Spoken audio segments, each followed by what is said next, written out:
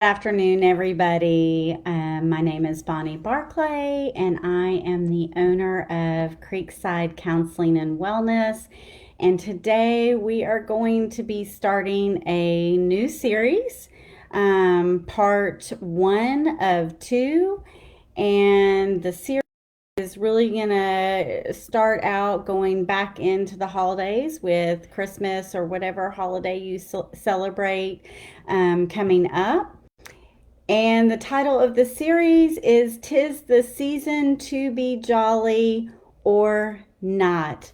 Again, just talking about the fact that the holidays can be a mixed bag.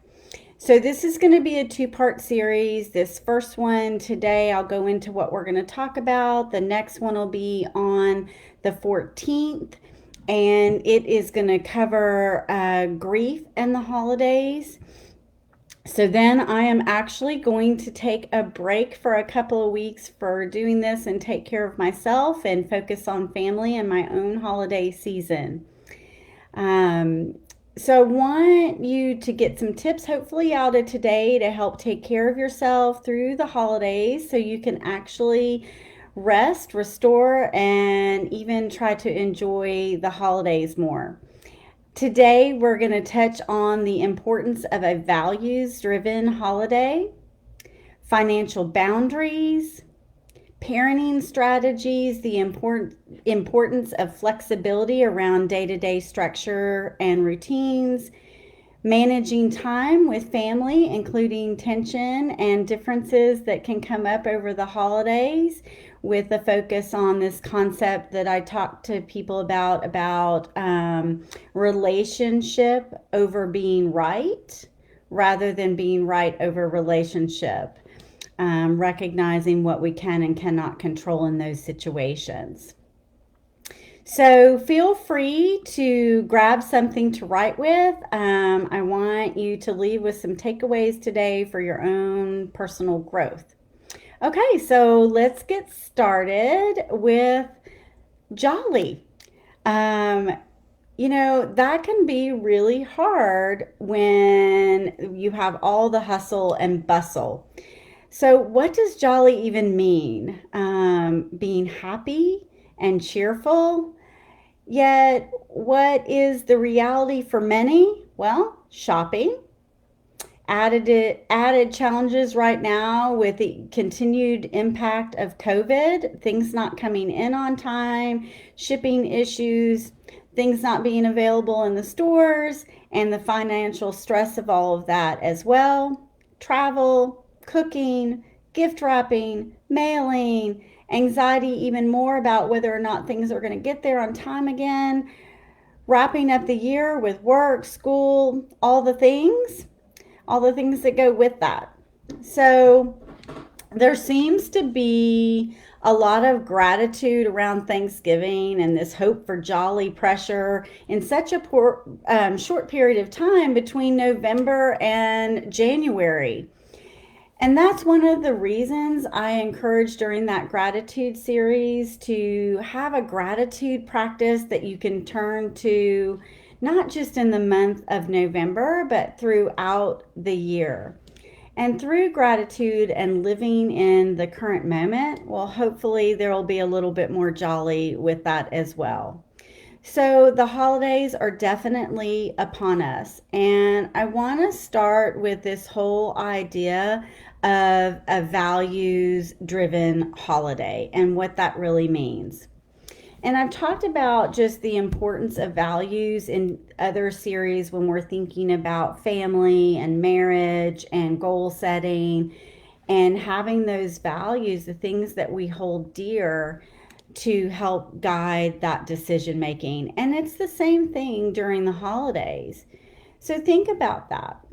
Like, what are your values? The values of your family, and at this time, what traditions are important to you? Have you talked to your partner about this? Are there ways to create new traditions if you find yourself gridlocked on whose tradition should take priority?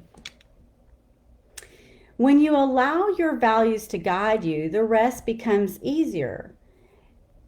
The key here, though, is your values. And sometimes the holidays are another time that we can get into comparison or keeping up with the Joneses. And we really want to try and really focus inward personally and within our family to guide us on what's important. So we'll give you an example of my own. It was really important to me that my kids woke up in their own beds on Christmas morning and that we did not travel on Christmas Day.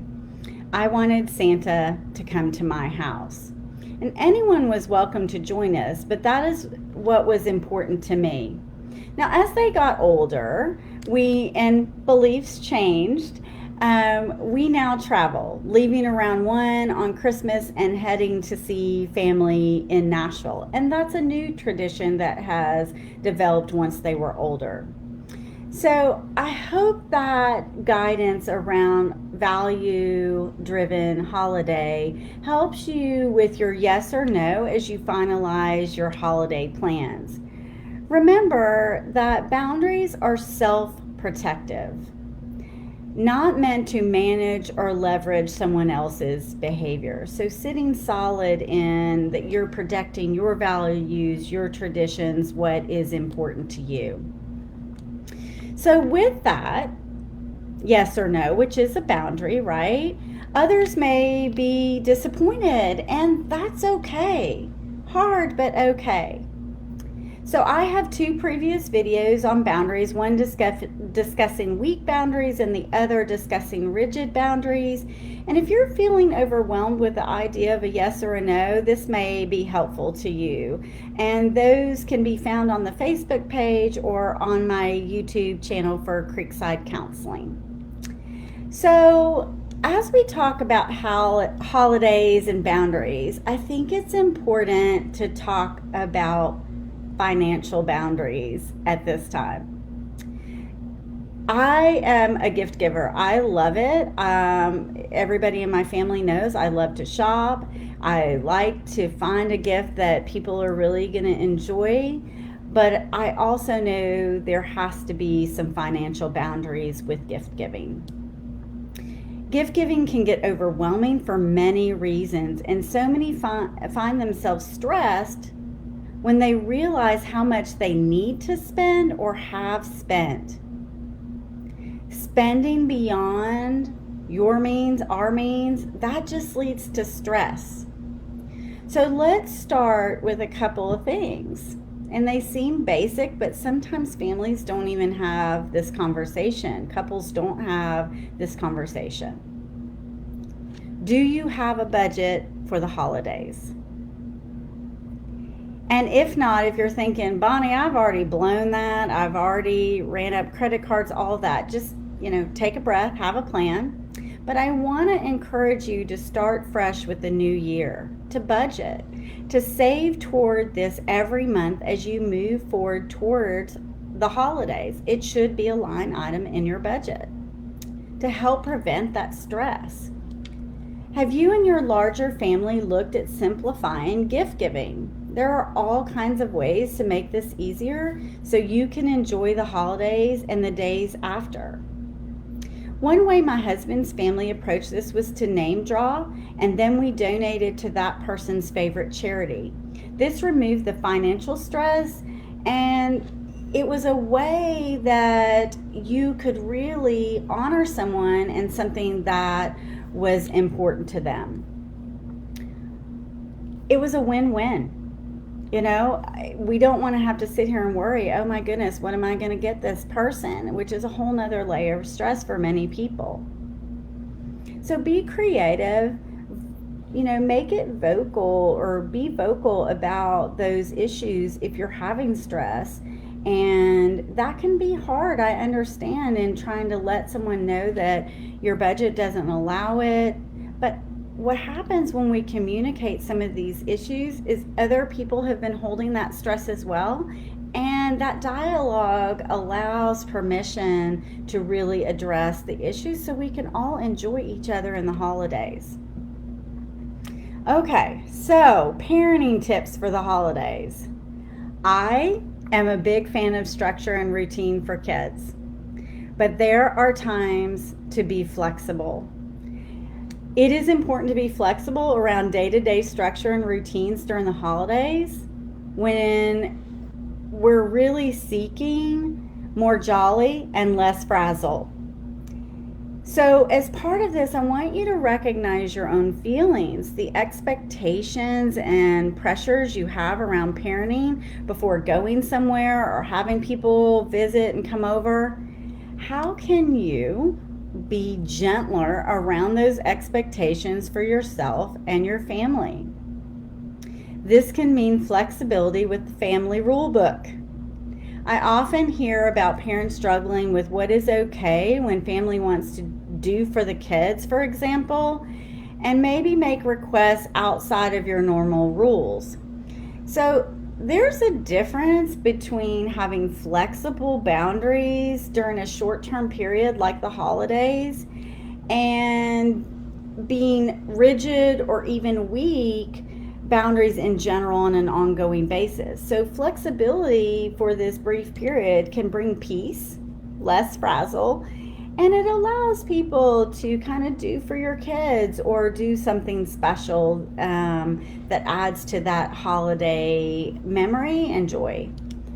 So think and talk about this before traveling and having visitors so you're not caught up in that moment and feeling stressed and on the spot in trying to deal with those things.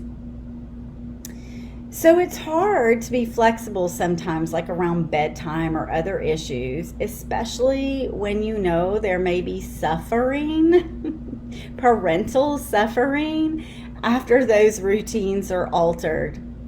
But honestly, sometimes that's hard to avoid, and acknowledging that that is hard to avoid with all the hustle and bustle can really help. Just that acknowledgement allows you to release that idea that you can actually control all of this, and that can bring its own peace, right? Transitions are hard for us, and they are hard on our kiddos. Try and look for the good in the moment when that flexibility is there and you have these fun memories and kids are being kids and you have that space for that. The time with family, new experiences, noticing those childlike fun moments can uniquely show up in the holidays in a really special way. So one of my favorite memories with my sister visiting, and our routine was for her to actually come right after Christmas and stay through New Year's Eve. And so we would have our Christmas together at that time. And one of my favorite memories when she would visit were the Nerf wars. Yes, it was chaotic, and I really think that that is an understatement. Wild, fun. I still find Nerf bullets to this day in my bushes, and this was a all-out Nerf war, which oftentimes included our neighbor next door. Kids would be running in and out of the house wildly, chaotically, through backyards, jumping over fences, hiding behind bushes. It was crazy and loud and absolutely one of my favorite memories. And when I say that I like structure and routine, it is such a truth. I mean, my kids sometimes look at me that being kind of spontaneous and playful is not always my strong suit. So this was an area that was a stretch for me, and also my favorite memory because I challenged myself to show up in that way. It was wonderful, unforgettable.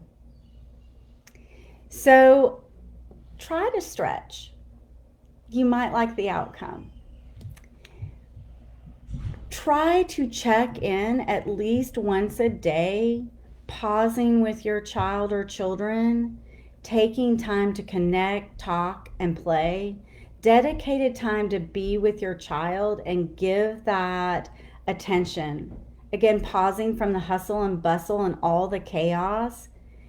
It's giving that positive attention at times so that when they're tired and hangry and all the things, that you have some investment and connection with them and attention where you're more likely to solve and move through those difficult times rather than seeking even more negative attention to get your attention. Kids, and really all of us, ultimately want connection over perfection. And this is a reminder for myself as well as all of you or any of you listening, is that connection over perfection. So rest and routine when you can. Otherwise, acceptance and flexibility. You will feel better for it. Finally, if there are conversations you need to have beforehand with your children, have them before. Set a tone, set an expectation. And if you do, things will go more smoothly. And if they don't go more smoothly, they're going to understand there will be consequences. So this may be around boundaries, needs, expectations, really anything. Let them know ahead of time. So let's look now at managing time with family. Tensions and differences can come up when you spend time with family over the holidays. Even more with a lot of the differences and the energy going around politically and everything else today, right? The key question I recommend keeping in the front of your mind, and I do this for myself and I share this with my clients: do you want to be right or maintain a relationship? Right over relationship, or relationship over being right? Certainly being right takes priority related to boundary crossings and safety. I'm talking more about other disagreements that can quickly escalate and hurt relationships, suck the joy right out of the holidays. When engaging in conversation, what is the purpose?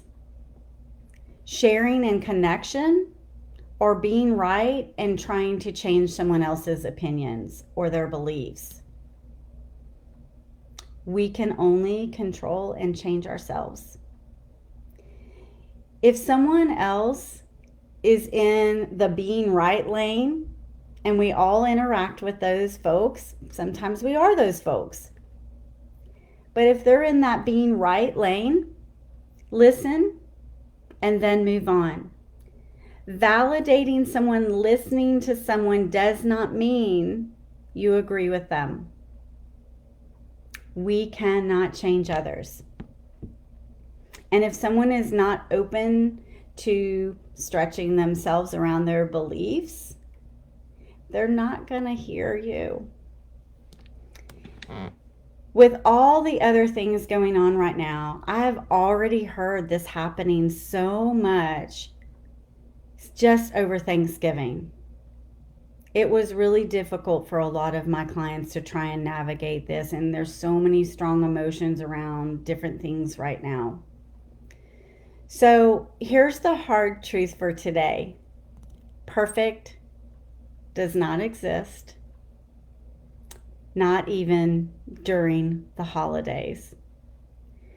And your takeaway for today: I wish for all of you a value-driven holiday with connection, beautiful traditions, time to rest, permission to savor the wonderful food, and for love to grow, both towards yourself and others. I wish for you less frazzle and more jolly. Be in the moment. Focus on what you can control, which is you. So, 2 words to take away: flexibility and acceptance. I hope you have a good rest of your day, rest of your week. Again, I'm going to be back next Tuesday, the 14th, to talk about grief and the holidays. And then I'll be taking a break and returning in January. Talk to you soon. Bye.